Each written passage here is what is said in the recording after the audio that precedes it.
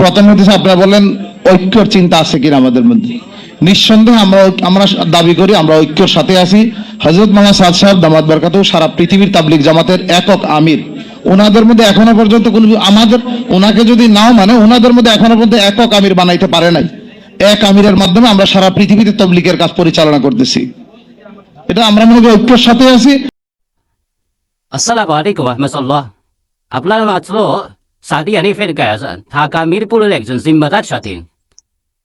সাদিয়ানি ফেরকার ইনি একজন নেতাজি বলাও চলে। নাম হচ্ছে জনাব আতাউর রহমান।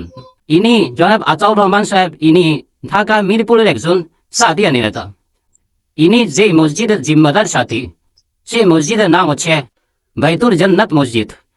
সেই মসজিদের যিনি আমির সাহেব ছিলেন, গত 2013 সালে সেই মসজিদের আমির সাহেবের ইন্তেকাল হলো। এই জনাব আতাউর রহমান সাহেবের নিজের মসজিদের কারগুজারি আমি আপনাদের সামনে পেশ করি। আপনারা যে কেউ চাইলে তার নিজের মসজিদের তার সাথীদের কাছ থেকে সেই কারগুজারিগুলা সত্যায়ন বা যাচাই করে নিয়েন।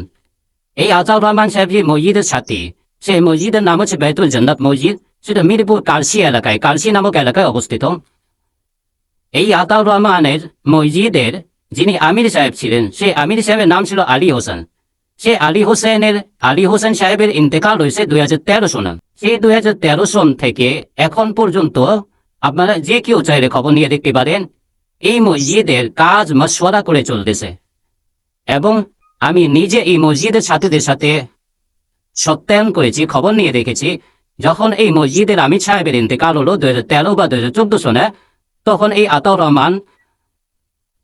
আতাউর রহমান নিজে মশওয়ারায় নাকি বলেছিল যে সারা দুনিয়াতে এখন কাজ সুরাই নিজামে চলতেছে, মশওয়ারা করে সুরার মাধ্যমে চলতেছে। এই জন্য এখন এইখানে কেউ আমির আর কোথাও হবে না। যেখানে পূর্বের আমির মারা যায়, যে কোনো রাষ্ট্রে হোক, যে কোনো দেশে হোক, যে কোনো শহরে হোক, যে এলাকায় হোক, মসজিদে হোক, যে কোনো পূর্বের আমির মারা যায়, তখন সেখানে আর কোনো আমির হয় না।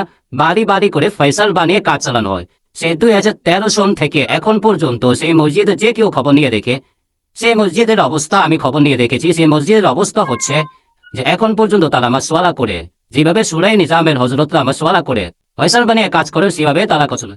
এখন আমার প্রশ্ন, ইনি বড় গলায় সংবাদ সম্মেলনে বলতেছে তারা এখন পর্যন্ত আমির বানাতে পারেনি।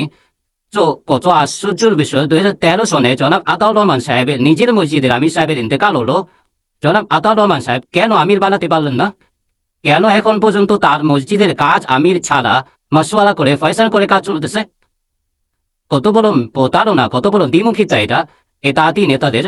যে এতাতি নেতারা সংবাদ সম্মেলনে বলতেছে যে সুরাই নিজামের হযরত আমির বানাতে পারেনি এখন পর্যন্ত। এই যে আতাউর রহমান সাহেবের নিজের মসজিদে যে আমির সাহেব ছিলেন জনাব আলী হোসেন সাহেব, তাহার ইন্তেকালের পর 2013 বা 2014 সনে তার কোন এক রাষ্ট্রের বিদেশ সফরে ইন্তেকাল হয়েছে, তবলিগের সফরে। তো তার মসজিদে কেন আতাউর রহমান সাহেব নিজে এত বছর কাজ করে আমির বানালেন না? কেন বাড়ি বাড়ি করে ফয়সাল করে কাজ চালালেন? এখন এই তরতিবটা কেন আপনাদের কাছে খারাপ হয়ে গেল? এটা কি উম্মতের সাথে প্রতারণা, দ্বিমুখিতা এবং শরীয়তের ভাষায় মুনাফিকী স্বভাব নয়?